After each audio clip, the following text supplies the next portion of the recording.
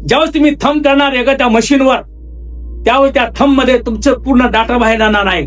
तुम्ही कोणत्या गावचे, कोणत्या जिल्ह्यातले, कोणत्या प्रांतातले, कोणत्या देशातले, कोणत्या राष्ट्रातले, तुमची जात, धर्म, पंथ, वंश, त्या संपूर्ण बायोडाटा त्यामध्ये येणार आहे. कारण त्या चिप मध्ये सगळं काही तयार केलं आहे. तुम्ही पहा, येणाऱ्या काळामध्ये जी जनगणना होणार आहे दादा, ही जनगणना, ह्या जनगणनेमध्ये जेही लोक तुमच्या घरी चौकशी करण्यासाठी येणार आहे, प्रत्येक व्यक्तीला प्रत्येकाचा डाटा एक दिवस 3 दिवस येऊन तुमची टोटल चौकशी एकमेकाची करणार आहे. पुन्हा डाटा ते तयार करतील आणि नंतर त्या चिप मध्ये ऍड करण्यात येणार आहे.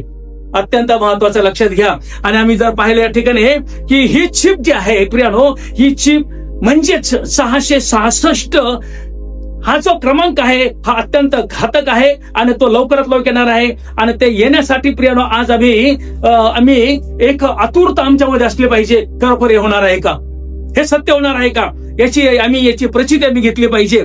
लक्षात घ्या प्रियानो, ह्या चिपमुळे काय होणार आहे माहितीये का? ह्या चिपमुळे तुम्हाला एक गोष्ट मला सांगू द्या की जे लोक आज हरवलेले आहेत, सापडत नाहीयेत, लहान मुलं हरवलेले आहेत, सापडत नाहीत, त्या चिपमुळे ते सापडणार आहेत. लोक किडनॅप चोरत आहेत. हे किडनॅप चोर, बँक चोर, हे दरोडेखोर हे लवकर सापडणार आहेत. एकमेकांची ओळखपत्र जे लोक चोरतात हे लोक सापडणार आहेत. कायदेशीररित्या जे काही खोटं बोलतात, घरफोडी करतात, ह्या सगळ्या गोष्टी या ठिकाणी उघडकीस होणार आहे. कोणी जे बेपत्ता झालेली मंडळी ते लवकर सापडणार आहेत. आणि विशेष म्हणजे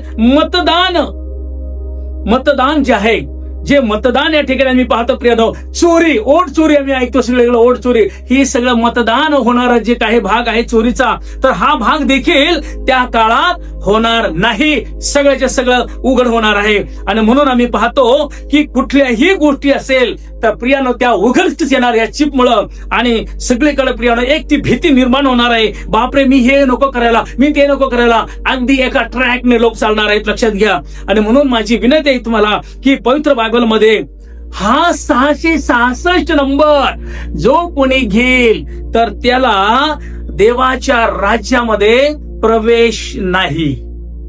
कारण तो सैतानाचा नंबर आहे, तो 666 आहे. प्रकटीत 14 आणि 9 ते 12 मध्ये आम्हाला पाहायला मिळतं, आम्हाला सगळं मिळेल. लक्षात घ्या प्रियानो. पण तो जे घेईल त्याला देवाच्या राज्यात प्रवेश नाही. लक्षात घ्या. म्हणून जो क्रमांक तो वापरेल त्याला जगात सगळं काही मिळेल खायला. सगळं मिळेल, त्याला सगळं मिळेल. प्रकटीत 13 आणि 17 मध्ये सगळं खायला मिळेल जो ते नंबर घेईल त्याला. पण जो घेणार नाही ना त्याला देवाच्या राज्यात